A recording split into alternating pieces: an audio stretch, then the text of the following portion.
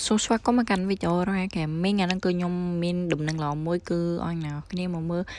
emoji ថ្មីដែលមុនទួនត្រៀមនឹងទម្លាក់មកនៅថ្ងៃទី5យើងហ្នឹងហើយនៅរដូវកាលបុណ្យអ៊ុំទូកហ្នឹងគឺមុនទួនបានទិញ emoji របស់ hero skin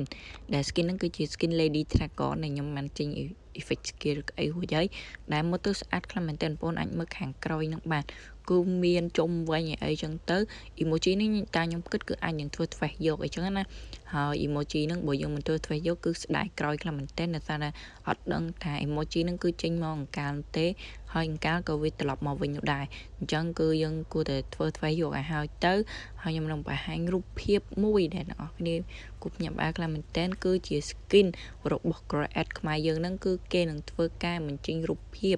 ហើយនឹង effect skill នៅក្នុងខែ11ហ្នឹងយើងនឹងអញ្ចឹងយើងនៅគ្នារងចាំនៅគ្នាដើម្បីដឹងថា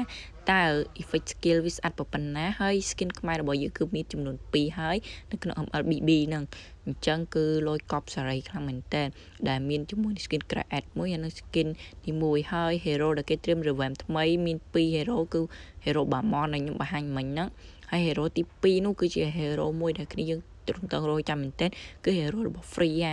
ដែល skin របស់ hero skin effect skill អីហ្នឹងចាំខ្ញុំចេញនៅវីដេអូក្រោយហើយអ្នកគ្នាជួយ subscribe ខ្ញុំផងដើម្បីស្អែកខ្ញុំចេញវីដេអូចែក diamond គ្នាយើងត្មងហើយចឹងទៅគឺអ្នកនរគ្នា complete comment នៅវីដេអូថ្ងៃស្អែកផងដើម្បីដល់ជាកម្លាំងចិត្តអញ្ចឹងណាគ្រប់50 subscribe ខ្ញុំនឹងចែក diamond ឲ្យអ្នកនរគ្នាបាទឥឡូវវីដេអូខ្ញុំមានតែប៉ុណ្្នឹងទេចាំជួបខ្ញុំវីដេអូក្រោយហើយវីដេអូក្រោយចាំជួបខ្ញុំ